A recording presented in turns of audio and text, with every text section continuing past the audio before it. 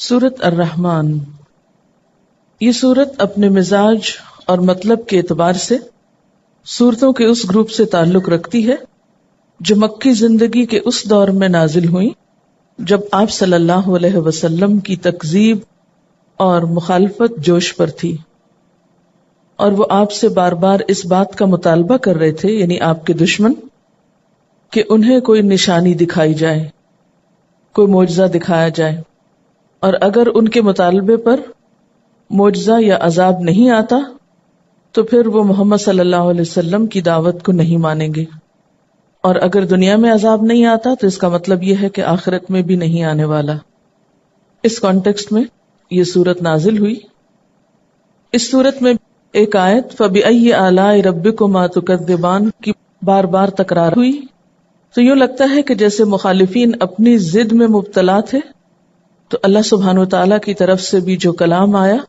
اس میں ان کے جواب میں مختلف آیات کو بار بار دہرا کر ان کی ضد کو ختم کیا گیا۔ کسی بھی بات کو بار بار کرنے کا مطلب کیا ہے کہ مخاطب کو وہ حقیقت اچھی طرح سمجھا دی جائے، اس چیز کی طرف توجہ دلائی جائے جس کی طرف وہ توجہ نہ دینا چاہتا ہو۔ قرآن پاک کا یہی انداز دراصل ایک مؤثر انداز ہے کہ وہ مخاطب کے مزاج کو سامنے رکھ کر بات کرتا ہے۔ مخاطب اگر ضد میں مبتلا ہے تو اس کی سوچ کی اصلاح کے لیے ایسا انداز اور اسلوب اختیار کیا گیا ہے کہ وہ سوچنے پر مجبور ہو جائے۔ پچھلی صورت میں بار بار وَلَقَدْ يَسَّرْنَا الْقُرْآنَ لِلذِّكْرِ کی بات ہوئی، اور یہاں کلام کے آغاز میں ہی فرمایا بسم اللہ الرحمن الرحیم، الرحمن علم القرآن، رحمان اس نے قرآن کی تعلیم دی۔ اس صورت میں اللہ سبحانہ وتعالیٰ کی بہت سی نعمتوں کا ذکر کیا گیا ہے، اور پھر ان نعمتوں کا احساس بھی دلایا گیا سوالیہ انداز میں، فَبِأَيِّ آلَاءِ رَبِّكُمَا تُكَذِّبَانِ کہہ کر کہ تم اپنے رب کی کن کن نعمتوں کو جھٹلاؤ گے۔ حقیقت یہ ہے کہ انسان کو جتنی بھی نعمتیں ملی ہیں ان سب میں بہترین نعمت، اعلیٰ ترین نعمت، اور وہ نعمت جس کا سب سے پہلے ذکر کیا گیا وہ ہے قرآن کی نعمت۔ ساری دنیا کی نعمتیں ایک طرف اور قرآن کی نعمت ایک طرف۔ هو خیر مما یجمعون، وہ بہتر ہے ہر اس چیز سے جسے لوگ جمع کر رہے ہیں۔ اور یہ اللہ تعالیٰ کی رحمت کا نتیجہ ہے کہ مخالفین عذاب مانگ رہے ہیں اور اللہ تعالیٰ جواب میں اپنی رحمت کے طور پر ان کی اصلاح کے لیے قرآن بھیج رہا ہے۔ الرحمن، بے حد مہربان، بہت مہربان، علم القرآن، اس نے تعلیم دی ہے قرآن کی، اس نے سکھایا ہے قرآن۔ اہل مکہ کہتے تھے کہ یہ قرآن کسی انسان نے یا کسی جن نے آپ کو القاء کیا ہے، یا آپ نے خود لکھ لیا ہے، یا کوئی اجمی غلام آپ کو اس کی تعلیم دیتا ہے، یا کچھ اور لوگوں کا خیال ہے کہ اہل کتاب کے علماء سے آپ نے شاید کچھ سیکھ لیا۔ فرمایا نہیں، کسی سے بھی کچھ نہیں سیکھا۔ علم القرآن، یہ قرآن رحمان کی تعلیم ہے، رحمان نے سکھایا ہے۔ اللہ تعالیٰ نے اسے نبی صلی اللہ علیہ وسلم کو سکھایا اور بذریعہ جبریل امین سکھایا،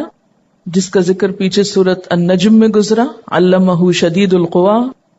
اور پھر آپ صلی اللہ علیہ وسلم نے صحابہ کرام کو سکھایا، اور اس سے یہ سلسلہ چل نکلا جو آج تک باقی ہے اللہ کے فضل سے۔ تو قرآن کی تعلیم دینا ایک بہت اعلیٰ درجے کا کام ہے جسے رحمان نے اپنی طرف منسوب کیا ہے۔ الرحمن علم القرآن، اللہ تعالیٰ کی صفات میں سے بہترین صفت اس کی صفت رحمت ہے، اور اس میں بھی مبالغے کا صیغہ رحمان ہے، تو یہ اس کی رحمت ہے کہ اس نے اس کی تعلیم دی۔ اسی لیے بندوں میں سے بھی بہترین ان کو قرار دیا گیا جو قرآن سیکھیں یا سکھائیں۔ گویا جو شخص یہ چاہتا ہو کہ اس پر اللہ کی رحمت نچھاور کی جائے، اللہ تعالیٰ کی رحمتوں کو پائے، اس کے لیے پھر اس کے سوا کوئی راستہ نہیں کہ اس قرآن کو سیکھے اور سکھائے یا اس کو لوگوں تک پہنچانے کے لیے کوشش کرے۔ اور یہ حقیقت ہے کہ جو شخص بھی اپنی زندگی، اپنے وقت، اپنے مال، اپنی صلاحیتوں کا کچھ حصہ بھی اس کی تعلیم کو عام کرنے میں استعمال کرے گا، اللہ تعالیٰ اس کی ان تمام چیزوں میں برکت پیدا فرمائے گا اور اپنی خاص رحمت سے نوازے گا۔ اور علامہ کا لفظ باب تفعیل سے ہے، جس کے معنی میں آہستہ آہستہ بتدریج ایک چیز دینا ہوتا ہے، یعنی قرآن پاک یک بارگی نہیں اتار دیا گیا بلکہ تھوڑا تھوڑا کر کے اتارا گیا۔ اور ویسے بھی قاعدے کے مطابق باب تفعیل جو ہے یہ متعدی ہوتا ہے، جس کا معنی یہ ہے کہ اس کے پھر دو مفعول ہوں گے، پہلا وہ علم جس کو سکھایا جائے یعنی پہلا مفعول، اور دوسرا وہ شخص جس کو سکھایا جائے۔ تو یہاں پر علم القرآن میں پہلا مفعول تو قرآن ہے، یعنی قرآن کی تعلیم دی، اور دوسرا کیا ہوگا کہ وہ شخص جس کو دی گئی یعنی رسول اللہ صلی اللہ علیہ وسلم، اور پھر آپ کے ذریعے سب تک یہ ہدایت پہنچائی گئی۔ تو الرحمن علم القرآن، رحمان نے تو ایک خاص طریقے پر قرآن کی تعلیم دی، آہستہ آہستہ سکھایا، لیکن ہم کیا چاہتے ہیں کہ ایک دم بس پورا کر دیا جائے، چاہے سمجھ میں آئے یا نہ آئے، دل میں اترے یا نہ اترے، عمل کا حصہ بنے یا نہ بنے۔ خلق الانسان، اس نے پیدا کیا انسان کو، اس نے انسان کی تخلیق کی، یعنی انسان بندر وغیرہ سے ترقی کر کے، یعنی جانور سے ترقی یا ارتقاء کر کے انسان نہیں بنا، بلکہ انسان جانوروں سے بالکل ایک الگ مخلوق ہے، مستقل مخلوق ہے۔ خلق الانسان، اس نے انسان کی تخلیق کی، یعنی انسان بطور انسان ہی پیدا کیا گیا،